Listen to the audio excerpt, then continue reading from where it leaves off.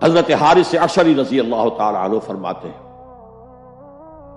یہ مسند احمد ابن حنبل میں بھی ہے، ترمذی میں بھی ہے، قال قال رسول اللہ صلی اللہ علیہ وسلم انی آمرکم بخمس اللہ امرنی بہن۔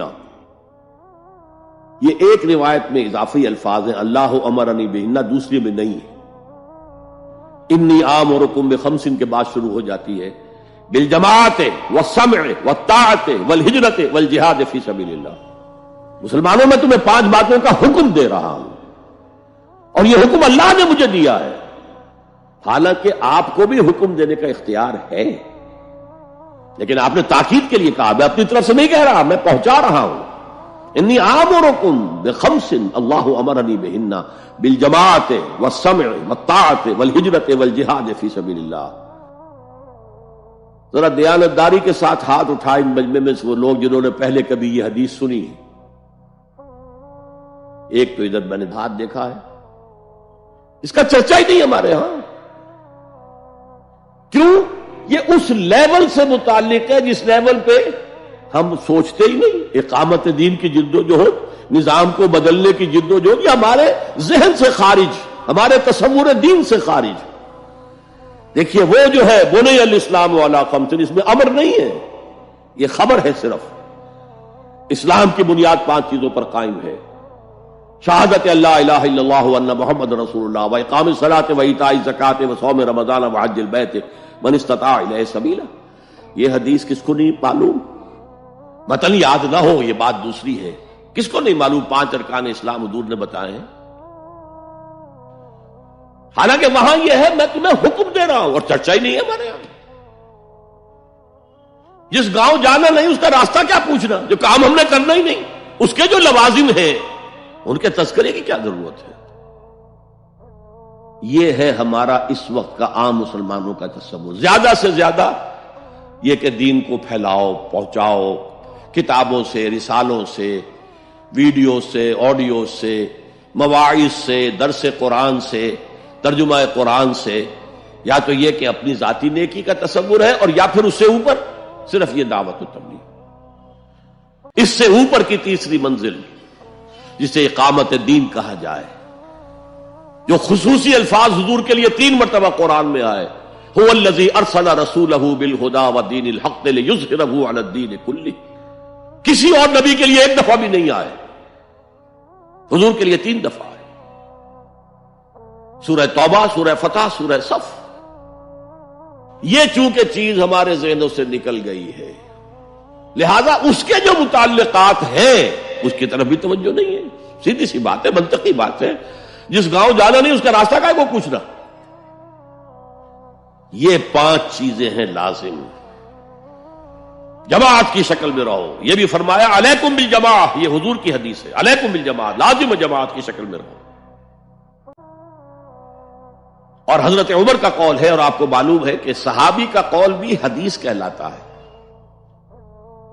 حضرت عمر فرماتے ہیں لا اسلام الا بالجماع ولا جماع الا بالامارہ ولا امارہ الا بالاطاعہ۔ کوئی اسلام بغیر جماعت کے نہیں، کوئی جماعت بغیر عمارت کے نہیں، اور کوئی عمارت بے فائدہ ہے اگر اس کی اطاعت نہ ہو۔ تو پہلا حکم بالجماع والسمع، اور سنو، سننے کے لیے وابستہ رہنا ہوگا۔ وابستہ رہ شجر سے امید بہار رکھ۔ اب یہ نہیں ہو سکتا تھا کہ حضور پر کوئی بات آئی ہے تو آپ خود ہر ایک کے گھر جا جا کے اس کو پہنچائیں۔ آپ وابستہ رہیں اس نظم جماعت کے ساتھ، جیسے کہ درخت کا پتا جو ہے اس تک بھی جڑ سے لے کر جو غذا آ رہی ہے درخت کے پتے تک پہنچ رہی ہے۔ تو پیوستہ رہ شجر سے امید بہار رکھ، اس پیوستگی کے ساتھ، تاکہ وہ سارے احکام آپ تک خود بخود پہنچے۔ والطاعہ، اور اطاعت۔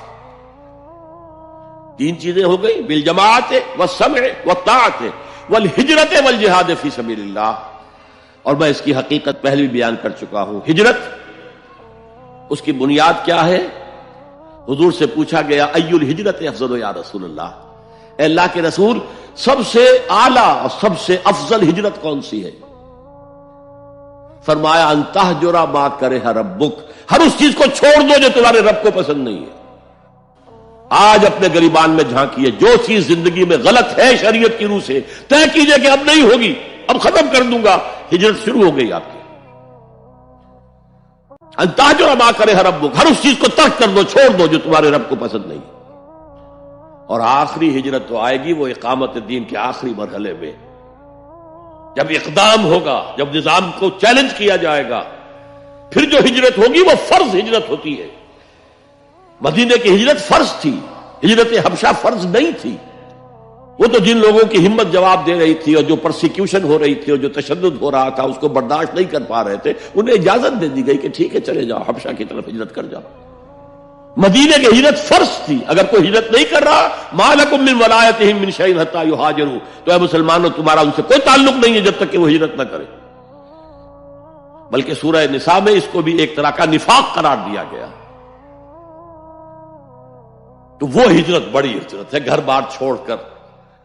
اور مکے والے جو گئے تھے چھوڑ کر، وہ قریش کے بھیڑیوں کے رحم و کرم پر چھوڑ کر گئے تھے اپنے گھر والوں کو، اور ان کا سارا گھر کا سامان لوٹا گیا تھا، اور اس سارے سامان سے وہ کیپٹل فراہم کیا گیا تھا جس کو لے کر ابو سفیان کا قافلہ گیا تھا شام کی طرف، جس کا حضور نے پیچھا کیا تھا لیکن وہ نکل گیا تھا. جب وہ واپس آ رہا تھا تب حضور نے پھر اس کو کنفرنٹ کرنے کے لیے مدینے سے باہر نکل کر پروگرام بنایا، لیکن وہ اللہ کو کچھ اور منظور تھا. ادھر سے لشکر آ گیا اور جنگ ہو گئی، جنگ بدر ہو گئی. تو ہجرت کیا ہے؟ شروع سے ہجرت کیا ہے؟ ان تہجر ما کرہ ربک، اور سب سے اوپر کیا ہے؟ گھر بار، اپنے آباء و اجداد کی وطن، جہاں آپ کے آباء و اجداد دفن ہے، چھوڑو جاؤ، اور جاؤ وہاں جہاں پوری طاقت مرکوز ہو جائے تاکہ آپ نظام باطل کو چیلنج کرنے کے لیے ساری طاقت ایک جگہ جمع کر سکیں.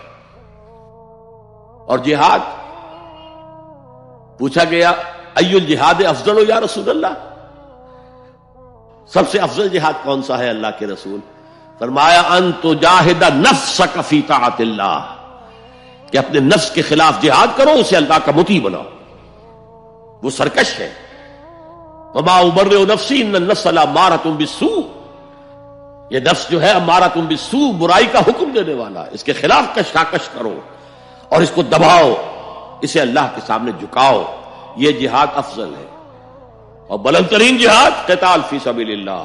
ان اللہ یحب الذین یقاتلون فی سبیلہ صفا کانہم بنیان مرصوص.